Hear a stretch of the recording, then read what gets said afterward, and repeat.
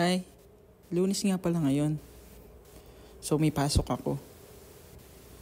7 a.m. hanggang 3 p.m. yung duty ko.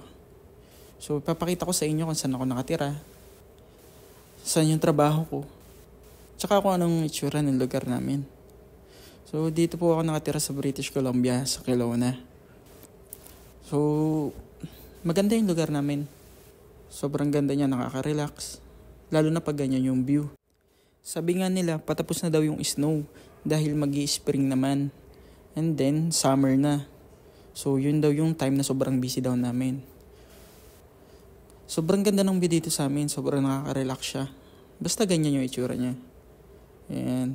Di ba para siyang crinkles? So, ang duty ko is 7 a.m. hanggang 3 p.m. So, medyo makulimlim pa nga yung panahon na to. Dahil masyado pang maaga. So, naglalakad lang ako. Pagbaba ko ng apartment, maglalakad lang ako. Then, halos tanaw ko na yung aming workplace. Which is, alam niyo na, paparapapa, bida, saya. Hindi, joke lang. So, yan o. Kung makikita nyo, ang ganda ng view dito, di ba? So, yung apartment sa likod ko, yun, dun po ako nakatira. And then, siguro 10 minutes lang, nasa store na ako. Yan, di ba ang ganda ng view? Kaya masarap maglakad dito tuwing umaga tsaka hapon. Pero pagdating ng gabi, wala kang makikitang kahit na ano, sobrang dilim. Kasi ang tawag namin dito sa dinadaanan namin ay bukid. So, doon ako nagtatrabaho, di ba? Maliwanag, kitang-kita. Di ba? Kumikinang ang ating Golden Arches. Yan, di ba ang ganda ng lugar? So, sobrang lapit ko lang dun sa aking workplace tsaka dun sa apartment. Sobrang convenient siya. Dahil hindi ko na kailangan mag-bus para makapasok sa trabaho. And kahit umuulan, hindi naman masyadong umuulan diyan eh. Kumbaga, ang tawag nila dito, yung mga matatagal na dito sa Canada, ulang mayaman ang tawag nila. Dahil sobrang pino niya tapos ang unti lang. Ganun siya. Di ba ang ganda ng view? So kung mapapansin nyo, para kaming naka-enclose sa mga bundok. Yan, naka-enclose kami sa bundok. So ayun yung McDonald's. Yan, apartment din yan, pero hindi kami dyan. So much better sana kung dyan kami nakakuha ng apartment. So yun, naglalakad lang ako lagi. So yan lang yung routine ko araw-araw. Pero pag rest day ko, napunta lang ako sa gym. Then, eto, maggawa ng video para i-upload. Para at least, may babalikan ako mga videos if in case. So, madali kasing balikan yung mga videos sa social media. Dahil nandyan lang yan, hindi yan mawawala. Para hindi masayang, kaya ina-upload ko na siya. So, yung area na yan is lake yan. So, one week pa lang ako dito sa Canada. Nakapunta ako dyan, naglakad lang kami. Kasama ko yung kabatch ko. Naglakad kami punta dyan. And mukha lang siya malayo pero ang lapit lang niya. Di ba ang ganda ng view? And sobrang nakaka-relax yung lugar namin. And ayun nga, maganda yung view. Maganda yung area. Siyempre maganda rin yung bayad. So, andyan na tayo. Still loving the brand. So, nag-aaral pa lang ako, nasa McDo na ako. From McDo PH to McDo Canada. So, hindi nga pala ako nagbibideo sa workplace dahil bawal yon.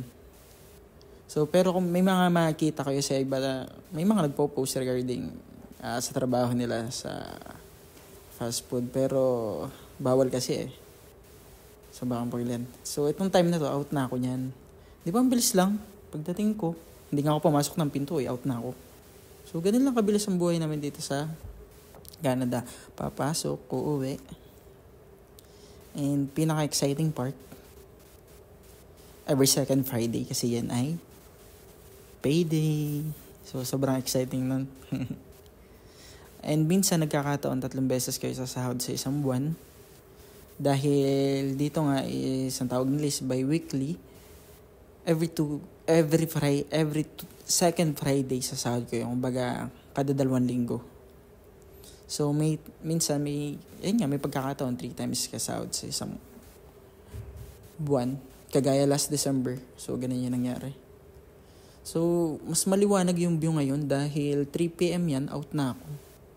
So 7 to 3, 8 hours siya. Yung 30 minutes is break. Hindi siya bayad. So 7.5 hours lang.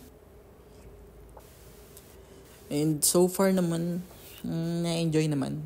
So, bali, ika 6 months ko na dito sa Canada this coming March 24. Yes, ika 6 months ko na. And mabilis lang. Ang bilis lang ng panahon. Hindi ko na malayan. Ganun katagal na pala ako dito. So, kung saan ako dumaan papasok, doon din ako dadaan. Pauwi. Ayun, sobrang simple lang ng buhay ko dito araw-araw. Ganyan lang. So, kasi kung hindi ako maghahanap ng paglilibangan, baka masiraan ako ng bait. Dahil iba pa rin pagka kasama mo yung pamilya mo. So, yan, di ba? Parang walang problema. Parang chill lang. Pumasok ko ng fresh, uwi ka pa din ng fresh. Hindi kayo stress. So, hindi ba maaga pa? So, madami pa akong pwedeng gawin sa mga oras na yan kasi kinabukasan ng pasok ko, graveyard naman. So, kinabukasan siya ng 9 PM. So, mahaba pa yung oras ko. Diba? Ang bilis lang, diba? Hindi nga ako pumasok ng pinto eh. Nakapag-out na agad ako. Pauwi na agad. So, yan yung apartment. Doon ako sa pangatlong building.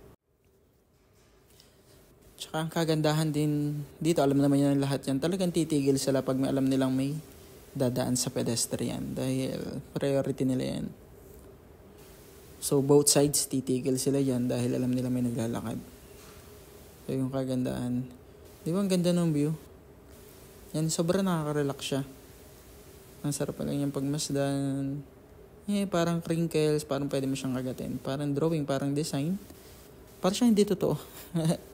Parang nakikita mo lang dati sa Facebook, sa YouTube, sa Instagram. Pero ngayon, di ba, nakikita mo na siya actual. So, ganun palang itsura niya dito sa Canada. Ang naging duty ko nga pala kanina, nasa drive-thru ako. Then, napunta ako sa kitchen. Ayun, yung dalawa. Parang nahati lang yung oras ko dun. Yung 7.5 hours ko nahati lang sa drive-thru and kitchen. So, minsan lane, minsan cash, initiator. So, yun. Parang ang main customers dito is drive-thru. Dahil yun yung humihila ng customer dito. Kasi mostly dito is drive-thru talaga. Kahit sa ang fast food dito. Dahil puro may sasakay ng mga customer dito. Unlike sa Pinas sa atin, main customers natin is dine-in. Pero parang nababago na rin ngayon, parang halos drive-thru na din, 50% or 60% is coming from drive-thru. So yan, doon lang umikat ang buong 7.5 hours ko. Yan, kung makikita nyo yung building, ang ganda ng view niya. Lalo na pagka naandun kayo sa para siyang balcony. Yes. Kitang-kita mo yung building. Kitang-kita mo yung bundok. Maganda ang view. Dahil maganda ang view, maganda rin yung bayad. So, binabayad ko nga pala sa apartment is 600. Sabi nila mura na daw yun. Kasi tama nga naman, meron din ako nakilala kasama mga kabatch na nagbabayad sila na mas mataas pa sa 600. So, kahit pa paano swerte na din. Pero yung iba, mas mababa ang binabayaran nila. May 450, may 500 sa ibang lugar. So, depende lang yun sa lugar tsaka sa titirhan. Pero so far, okay naman.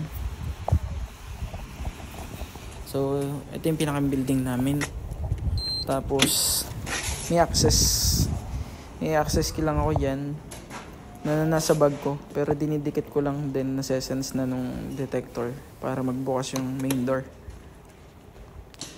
So, ito yung ground floor. Mukha lang siyang walang tao. Tapos, automatic naman yung door. Safe naman so far. And wala, tahimik dito pa ya, parang ganun. Ayan.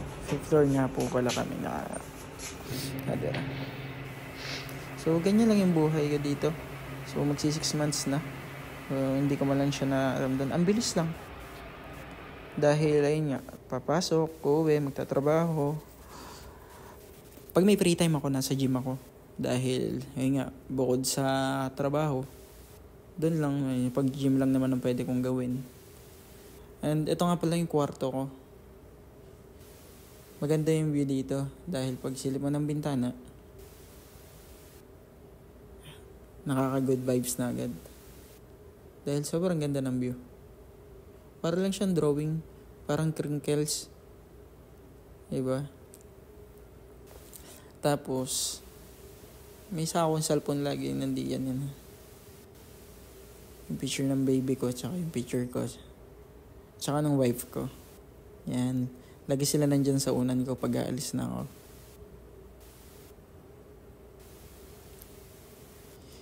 Umalis ako ng Pilipinas, 1 month old pa lang si baby. Ngayon 7 months na siya. Sobrang namimiss ko na sila. So, ganun talaga. Laban lang. Bye.